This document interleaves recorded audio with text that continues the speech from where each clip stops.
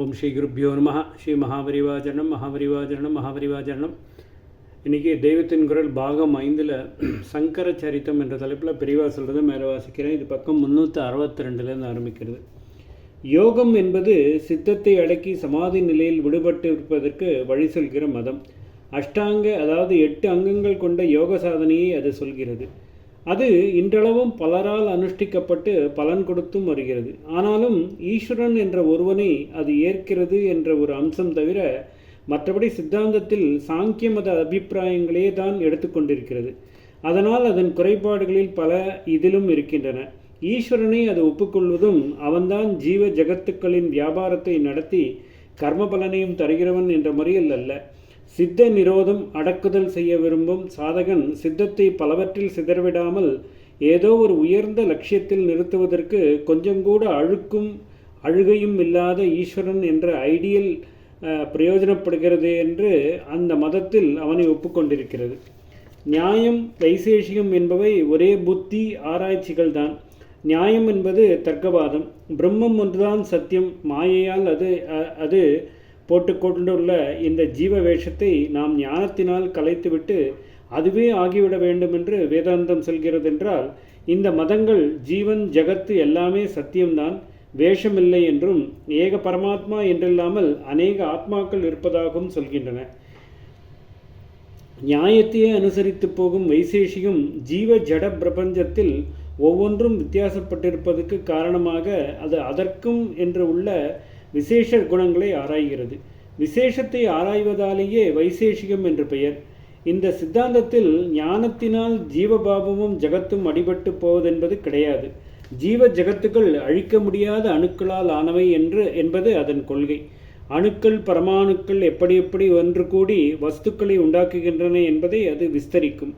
24 தத்துவங்களை ஆராய்வதிலேயே ஜீவன் அவற்றிலிருந்து விடுபட்டு மோட்சம் சேர்வான் என்று சாங்கியம் சொல்கிறதென்றால், வைசேஷிகத்தில் ஒரு ஜீவன் அதன் அணுக்கொள்கை பதார்த்தங்கள் என்கின்ற ஒரு விதமான விஷய பாகுபாடு ஆகியவற்றை ஆராய்வதாலேயே தன்னுடைய சரீரம் அது அனுபவிக்கும் விஷயங்கள் ஆகியன ஜடமான வெறும் அணுக்களின் கூட்டம்தான் என்று பிரித்து வைத்துவிட்டு சைத்தன்யமான ஆத்மாவை தெரிந்து கொண்டு சம்சார விடுதலை பெறுகிறான் என்கிறது. அங்கே சாங்கியத்தில் கண்ட தோஷங்கள் இங்கேயும் பொருந்தும். புத்திவாதம் நிறைய பண்ணி வஸ்துக்களை பற்றி தெரிந்து கொள்வதால் எப்படி கர்மநாசமும் மனோநாசமும் உண்டாகும்? இவையில்லாமல் எப்படி சம்சார விடுதலை? சாங்கியம் அச்சேதனமான பிராதானத்தை ஜெகத்காரணமாக சொல்வது போலவே ஞான வைசேஷிகங்களும் அச்சேதனமான பரமாணுக்களை ஜெகத்காரணமாக சொல்வதால் இந்த தரிசனமும் சேத்தனமான பிரம்மத்தை ஜெகத்காரணமாக சொல்லும் உபனிஷத் மதத்துக்கு, அதாவது வைதிக மதத்திற்கு முரணானது என்று ஆச்சாரியால் எடுத்து காட்டியிருக்கிறார். இவை ஆஸ்திக தரிசனங்கள். வேத பிரமாணத்தையே ஒப்புக்கொள்வதில்லை என்று முழுக்க அவைதிக புதுமதங்களாக ஏற்பட்டவை பௌத்தமும் ஜைனமும். அத்தியனம், வைதிக கர்மானுஷ்டானங்கள், உபனிஷத்துக்கள், வர்ணாசிரமங்கள் எதுவும் வேண்டாம் என்று இந்த 2 மதங்களில் தள்ளிவிட்டார்கள். ஈஸ்வரன், ஈஸ்வரோ உபாசனை ஆகியவற்றையும் தள்ளிவிட்டார்கள். நம்முடைய தர்மசாஸ்திரங்களில் சகல ஜனங்களுக்குமான சாதாரண தர்மங்கள் என்று வைக்கப்பட்ட அகிம்சை, சத்தியம், அஸ்தேயம் அதாவது பிறர் சொத்தை கவராமை, பிரம்மச்சரியம், அபரிக்கிரகம், அவசிய தேவைக்கு மேல் கொஞ்சம் கூட உடைமைகளை சேர்த்து கொள்ளாமல் இருப்பது ஆகிய ஒழுக்கங்களை மட்டும் இவர்கள் சொல்லி, ஆனாலும் அவரவர் பக்குவத்துக்கு ஏற்ப இவற்றில் நீக்குப்போக்கு செய்யாமல் எல்லோருக்கும் ஒரே போல கடுமையாக வைத்து விட்டார்கள்.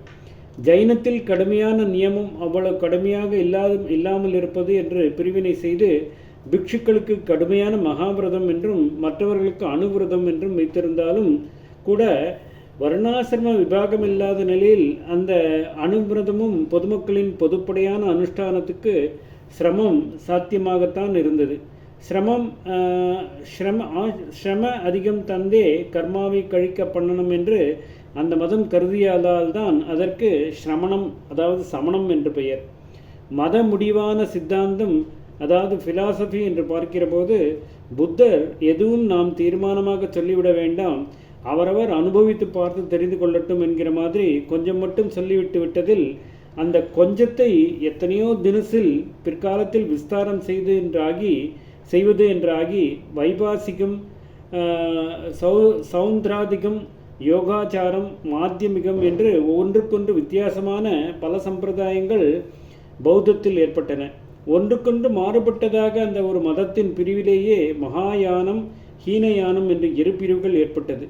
யோகாச்சாரமும் மாத்தியாத்மிகமும் மகாயானத்தின் கீழ் வந்தன. சௌந்தராத்திகமும் வைபாசிகமும் ஹீனயானத்தின் கீழ் வந்தன. இந்த ஒவ்வொரு ஃபிலாசபியிலும் ஆழ்ந்து சிந்தனை பண்ணி அனுபவம் பெற்றவர்களும் தோன்றினார்கள் என்றாலும் மாறுபட்ட கொள்கைகளாக இப்படி பல ஏற்பட்டதில் அனுபவத்தை விட வாதத்தில் முட்டிக்கொண்டு முடிந்து போவதற்கே அதிகம் இடம் கொடுத்து போயிற்று. ஓம் ஸ்ரீ குருப்யோ நமः. ஸ்ரீ மகாபரிவாஜனம் மகாபரிவாஜனம் மகாபரிவாஜனம்.